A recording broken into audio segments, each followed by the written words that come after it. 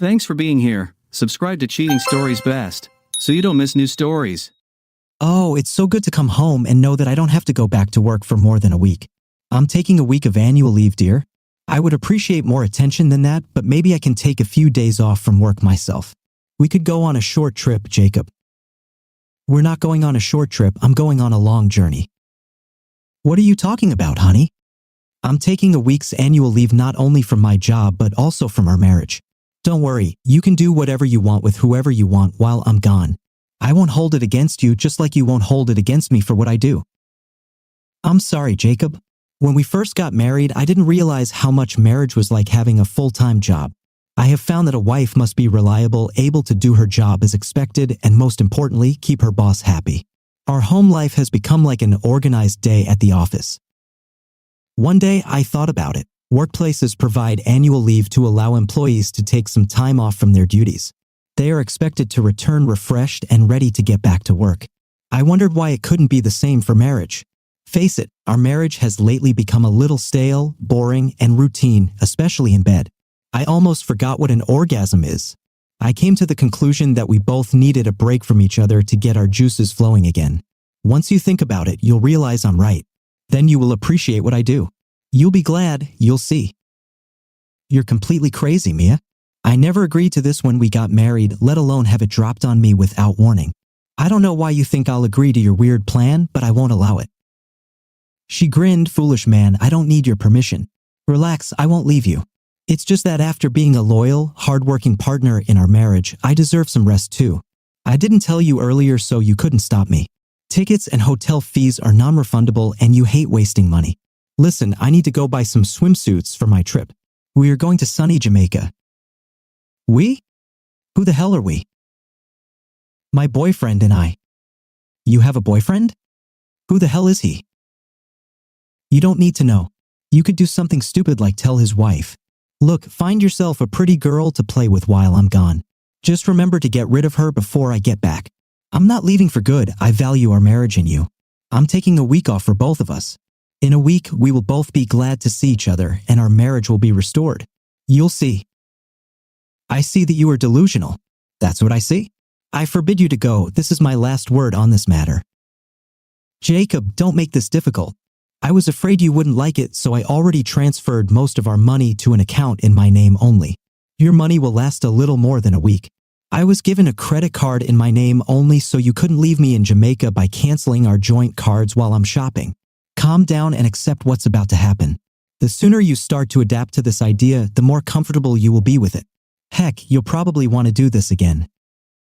Jacob, after I finish shopping, we will have a few hours before I leave.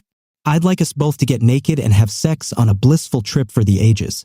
I don't want you to forget what it will be like when I return. I love you.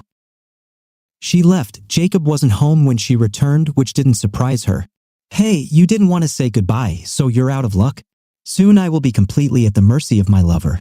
I just hope I can go to the beach while we're there. 1 week later, hello dear, I'm home. Where's he?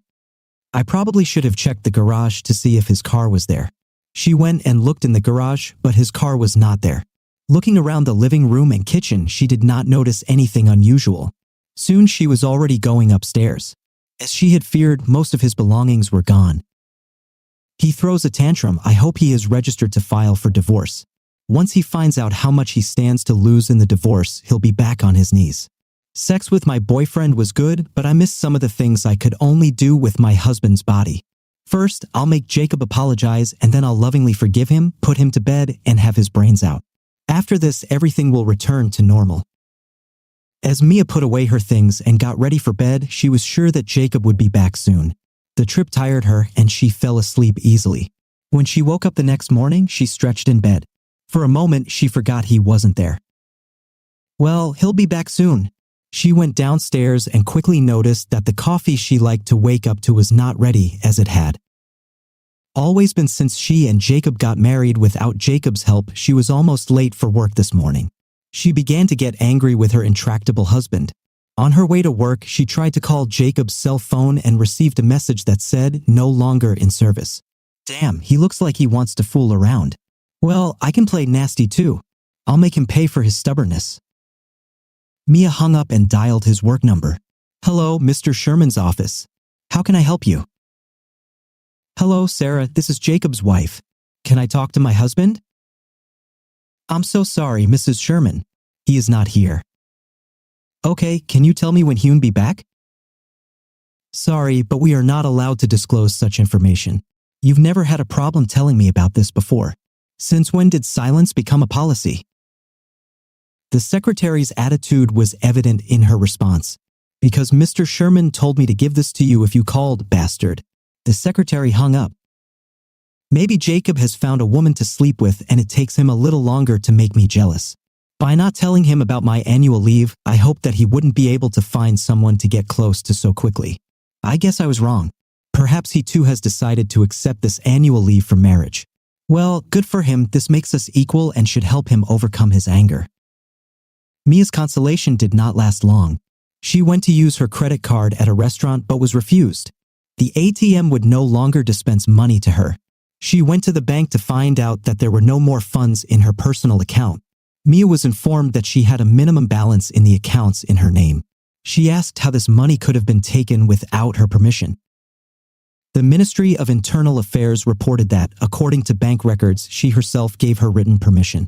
The clerk obtained her file and showed her signed documents giving her husband access to her new accounts, as well as a copy of the driver's license of a woman calling herself Mia Sherman. She wasn't like Mia, who showed her driver's license to prove it. Mia's protest fell on deaf ears. She was advised to contact the police and/or take legal action if it was a fake and a scam. This bastard. How could he do this to me? I'll kick his ass for this. She contacted the police and reported it stolen by fraud, identity theft, and her signature being forged. They took information from her and asked where she thought her husband and his accomplice might have gone. Mia gave them some advice about people to contact and places where he could live. Police and the FBI investigated, but over time, police admitted they had no good leads. Mia couldn't afford to hire a lawyer or private detective to look into it on her own as her money was quickly running out. With no other options, Mia called all of Jacob's relatives and friends she knew. Just as the police had done, the answer was the same for everyone she contacted. I have no idea where he is, and I wouldn't tell you if I did. Hell, I got by my husband in exchange for having sex in Jamaica. There is no way I can live in this house and pay all the bills on my own if he doesn't come back soon. She thought about selling the house but couldn't because the house was in their names. She couldn't file for divorce because she was abandoned as he wasn't gone long enough. Mia was advised that she could go through the normal channels of divorce, but in the meantime she would lose her home. The Ministry of Internal Affairs declared bankruptcy in order to start all over again. It was on moving day that Mia received the letter. Mia, obviously you were convinced that I had no choice but to wait until you finished your affair and welcome you back. I think you forgot what I did for a living. I was the defense lawyer for several counterfeiters over the years. I've encountered many talented counterfeiters who also had excellent counterfeiting skills. I remember one woman in particular who served her time. I remember partly because she was so great. I tracked her down and asked her to help me. At first, she thought I was trying to lure her into a trap to prove that she was still committing crimes. Once I calmed her down, she told me her story about how difficult it is for an ex-con to make an honest living. She was destitute and intended to either return to crime or become a prostitute. I was surprised that she agreed to help me if I met her one condition: I had to take her with me when I left and create a new identity. It only took me one night in bed with her to realize how great this would be. She was able to create a driver's license with all your information and her photo. Then she pretended to be you at the bank and forged your signature. It coincided so closely that no one doubted it. No one we dealt with at the bank knew you personally, so it didn't matter that she didn't look like you. It looked like her fake ID, and that was all that mattered. My original plan was to reciprocate your annual week-long sabbatical with my own year-long sabbatical from our marriage after returning your money to you. But I couldn't understand how you could treat me like that. The day you left, my generosity has dried up. Now, after spending some time with my girlfriend, I have decided against a sabbatical or divorce. So, in line with your analogy that marriage is like a job, Mia, you're fired. Thank you for listening to this story. Now here is another exciting story for you to read. Let's take a look at your little extramarital escapade, Julie. Let's list everything a cheating wife says when she gets caught, okay? Popular responses include, "I didn't mean or intend to hurt you," or "He doesn't mean anything to me, it's just sex," as if that's supposed to fix everything. It might just be sex, but it's sex with someone other than your husband. Okay, 2 more popular answers. "I love you and only you, plus I will do anything to make it up to you so that we can continue our life together." First of all, I don't believe you love me. You are not doing what you should do for the one you love. Secondly, do you really think there's anything you can do or say that will make me forget that you're just a lying, backstabbing wife? So, do you think we've covered all the excuses in the Cheating Wives Guide? Maybe this is my fault. Did I not pay enough attention to you? Did I spend too much time at work? Or did my business trips leave you alone too often? But wait, none of this happens in our case. My lottery win means neither of us will have to work, with the exception of your trips to the spa, gym, or shopping. We are together almost all day. Maybe I spend too much time golfing, playing ball, or fishing. Is that the reason why you cheated on me with some other man? It can't be, because I don't do any of those things. All I do is take you on expensive vacations and treat you like a queen. That's all. Is there anything I'm missing? No? Well, let me state my point of view. There is no excuse for you to become a cheater. There is no excuse for what you did. You majored in journalism, so let's look at 5 aspects for our little news story. You, of course, remember who, when, where, what, and why. Let's look at them one by one. Who? I don't care, and I don't want to know. If I had known, I would have ended up in jail for assault or possibly murder. When? Can we gather together when this was last night? Where? It was in a motel room. At least this time. I don't know of other times or places, although I'm sure there were several. What? I think we both know what exactly was in your little romance, don't you? And finally, why? The most important thing about the question, why, is that I don't care. I don't care why you had sex with others or who they were. It's enough that you did it. How did I know about this? It wasn't difficult, for example. There were weekly spa trips. When you got home, the only difference was that it felt like you had just taken a shower. Your hair wasn't done, your nails were the same as when you left, and you were too tense, hardly after the massage, after spending 2 hours at the gym twice a week. Your workout clothes weren't sweaty or even very wrinkled. Then there were birth control pills I accidentally found in your hiding place in the back of the closet. Why are birth control pills needed? I had a vasectomy before we got married because you didn't want to have children and you didn't like using condoms. The only logical conclusion was that you had a lover or lovers on the side. Everything else was just a matter of following you and observing your actions. Covering your tracks is not your thing. My first reaction, the first thing I wanted to do when I walked into the motel room, was to physically hurt you both. I wanted to knock everything out of that stupid head and slap you in the face. But I stopped myself, thank God. If I had started with him, I'm not sure I would have been able to stop. It would be too much if I had to go to jail because of this idiot. You were never in danger, I would never hit a woman. But damn, there was temptation kicking his ass, and slapping you would hurt both of you at least physically, but it wouldn't make you suffer the way it hurts me right now. So here's the thing, pack up your stuff and leave. Go away before I forget that I don't hit women. Don't call me, don't leave messages, don't text me, don't try to see me. Lose my phone number. Forget where I live and forget you ever knew me. There will be no conversations, no marriage counselors trying to justify why you behaved the way you did, and no therapy to help me forgive you because I can't and won't.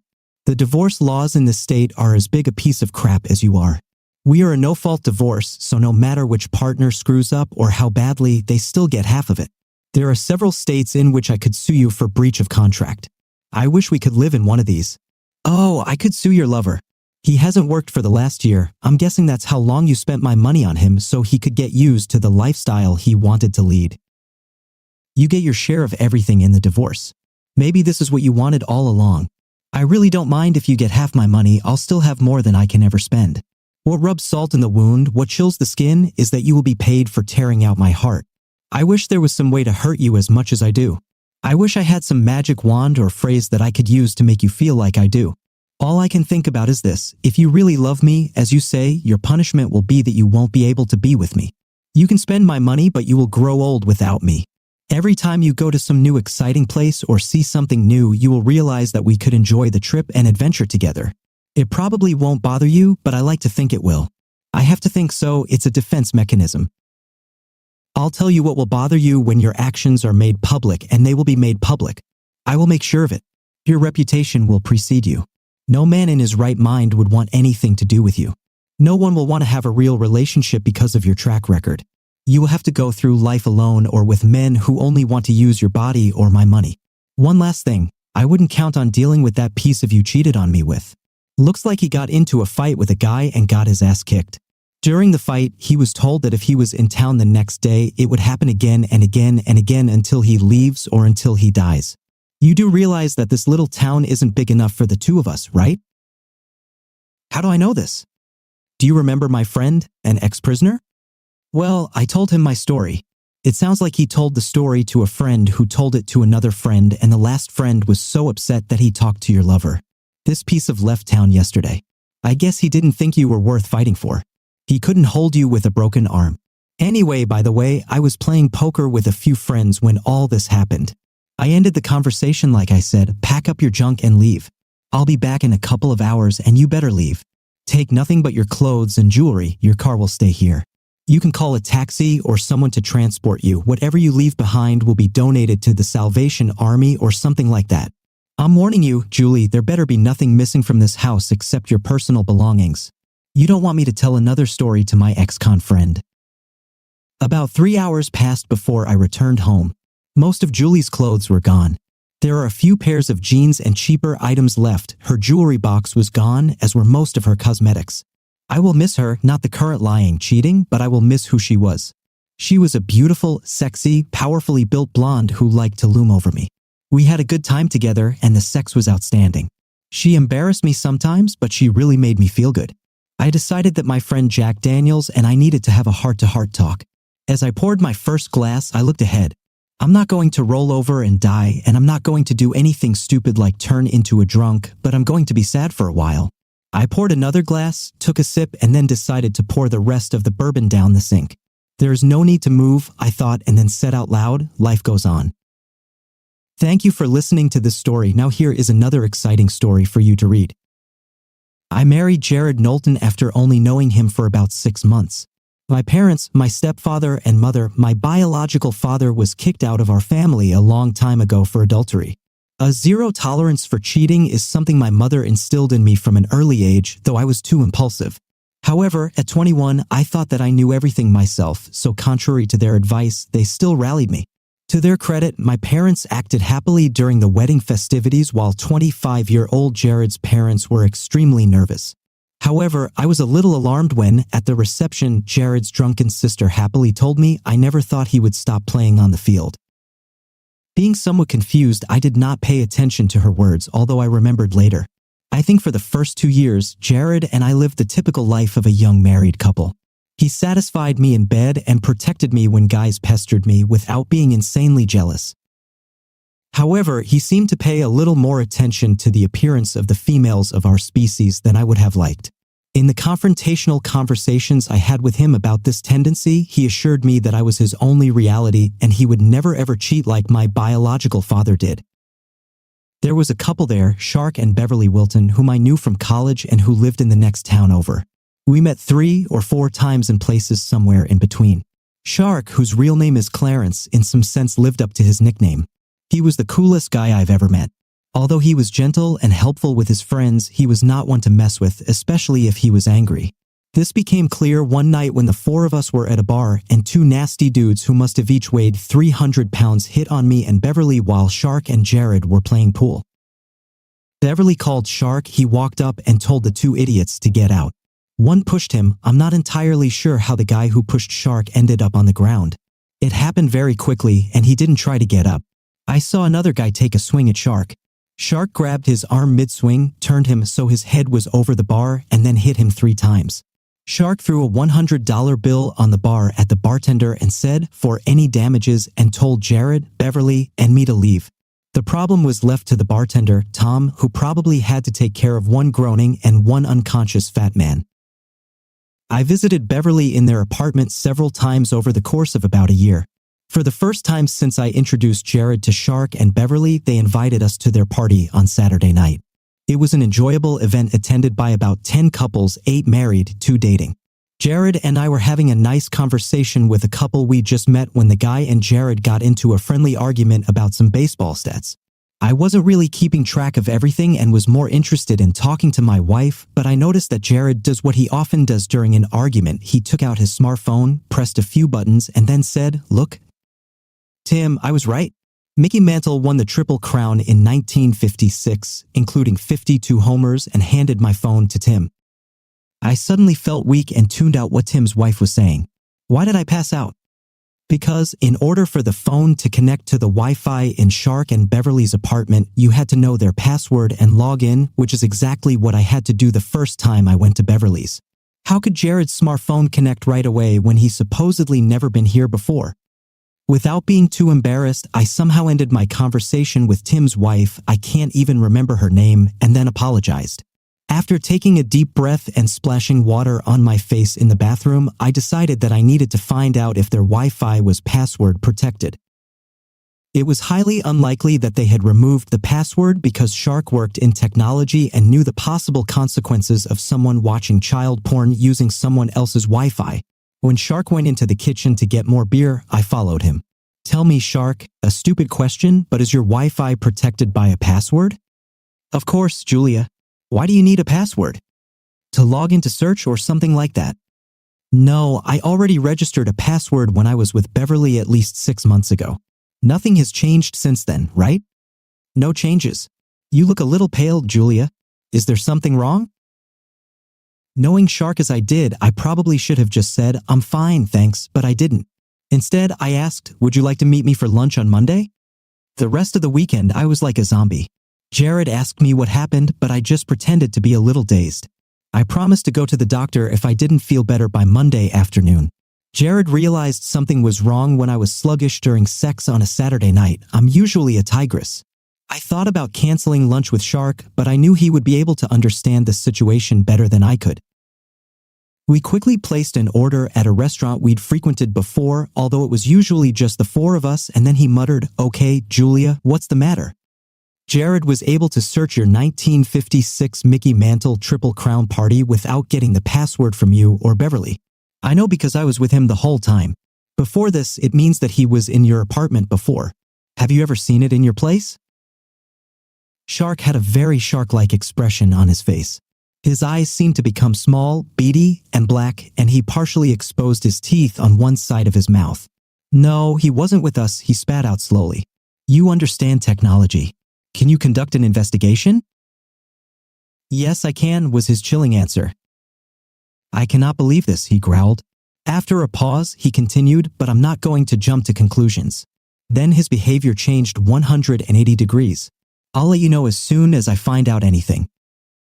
For now, let's enjoy our lunch and talk about something else apart from this episode. How did you enjoy the party?" In fact, I never heard anything from Shark regarding Jared and Beverly. However, I heard from the police about 3 weeks after my lunch with Shark. Mrs. Knowlton, the female officer, asked when she rang the doorbell early Monday evening. There was a man with her, a policeman. "I'm Julia Bissell. I kept my maiden name, but I'm married to Jared Knowlton," I answered worriedly. "Can we come in?" The woman continued. "I probably shouldn't have told Shark about the Wi-Fi password incident. I just had to figure it out myself. Shark told the cops that he caught Jared and Beverly having sex in bed at his home and beat them both up. I didn't want to hurt them, I just got really angry and carried away. I sometimes visit Shark in prison. He knows he shouldn't have lost his temper, and I apologized to him and told him I should have done things differently. I should have done the research myself." Dear viewers, thank you for staying with us and supporting our channel. See you again.